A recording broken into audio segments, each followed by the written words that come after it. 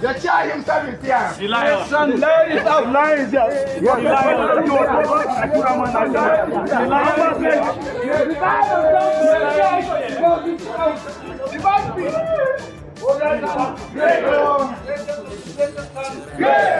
Let's do it. As you are all aware, we have gave ultimatum of 30 days to the federal government, within which the federal government should conclude and endorse the negotiation of 2009 agreement. And after repeated ultimatum, repeated meetings, the federal government failed to fulfill the conclusion and na Comrade Shu'aibu Halilu Ahmed, kuma ni ne shugaban ƙungiyar manyan ma'aikata na jami'o'i reshen jami'ar Ahmadu Bello da ke Zaria. Ba shakka alal haƙiƙa mun ayyana ita uwar ƙungiyar ta umarci duk 'ya'yan ƙungiyar da reshen ƙungiyar gaba ɗaya da ke faɗin Najeriya na jami'o'i su tsunduma yajin aiki na sai ba ta gani. Kuma saboda tafiyar mahauniya da ita gwamnatin tarayya take yi wajen kammala sake yarjejeniya na 1909 wanda aka yi da ita ƙungiyar. Hakika ya kamata lokaci-lokaci shi wannan yarjejeniya na 1909 a rika sabunta shi ne lokaci-lokaci. To an daɗe ana magana sabuntawa, to har aka kawo wannan lokacin ba sabunta wannan yarjejeniya ba. To kuma federal government ta yi hoɓɓasa na ganin cewa ta dai kammala wannan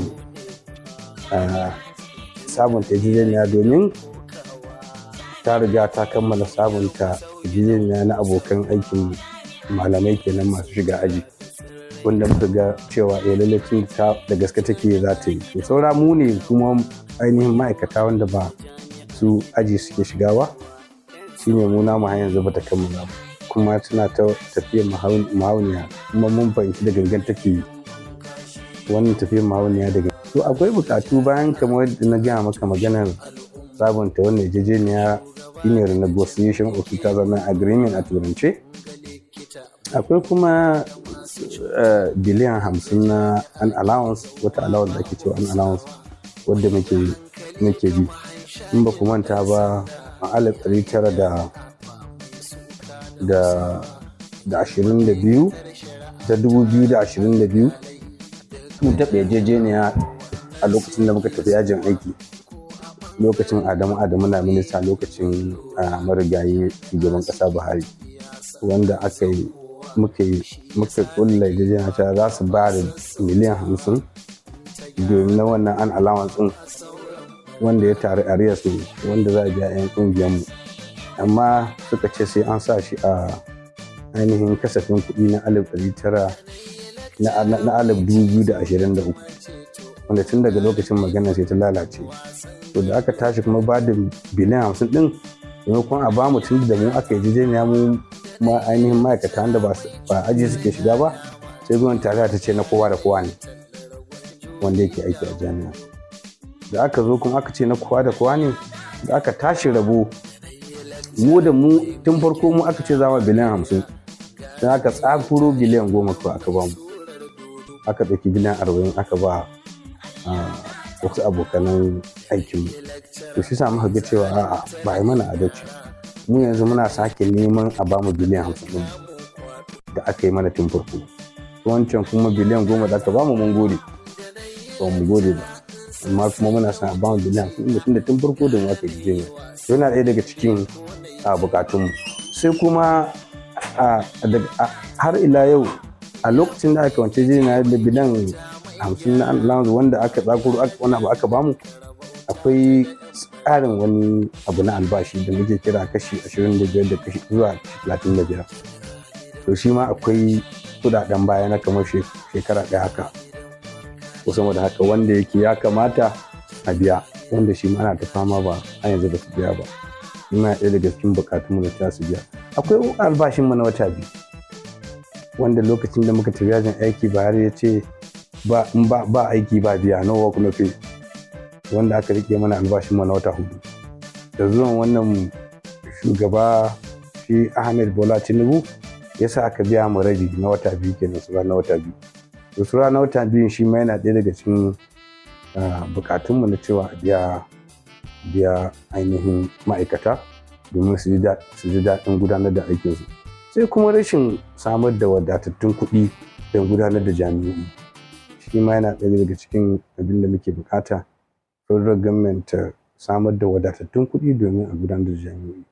Sai ba da approval suke yi ana ta gina sababbin jami'o'i, sannan kuma su tsofaffin jami'o'in sun ƙi ba da kuɗin da za a gudanar da su.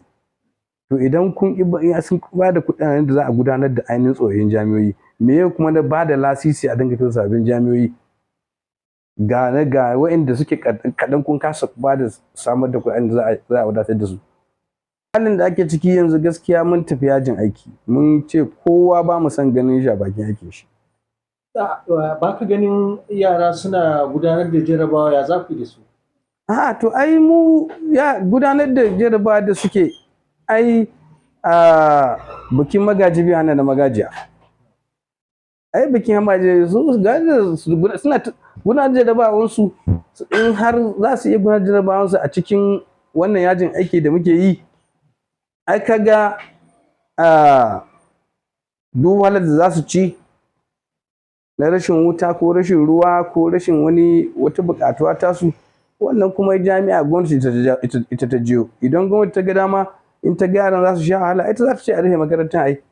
Idan ta ce in ba ta ce a rufe makarantar ba yara suna shan wahala, mu haƙƙinmu muke nema. Ba wani sassauci da za ku yi don ganin cewa an bar yara su ci gaba da gabatar da jarabawansu? Ai ba wani, idan muka zo muna neman haƙƙinmu wajen gwamnatin tarayya, ai mu na farko ba da ɗalibai muke faɗa ba, na biyu kuma ba da hukumar jami'a muke faɗa. Ba ma faɗa da management na Ahmadu Bello University Zaria. Vice Chancellor da shi da management ɗinsa muna zama lafiya da shi, kuma ba ma faɗa da kowa. Haka su ma ɗaliban muna masu fatan alheri, ba ma faɗa da kowa. Saboda haka in sun gansu cikin wani tsanani na wahala, su yi kuka da gwamnatin tarayya, su je su yi kuka da gwamnatin tarayya. Gwamnatin tarayya ku kuka ja mana, su nemi gwamnatin tarayya ta biya mana buƙatunmu su ma, cewa mu fa muna shan wahala saboda yajin aikin da ake, so ku biya musu buƙatunsu don mu fita daga wannan wahala. Amma kukansu da ihunsu da sauransu ba zai samu daga kafa wani sassauci akan wannan yajin aiki. Yau wasu 'ya'yan ƙungiya na wannan jami'a, ina kira a gare su na cewa su kasance masu juriya da jajircewa wajen tabbatar da cewa wannan yajin aiki ya kankama hannu da ƙafa yadda yake yajin aikin zai haifa mana ɗa mai ido.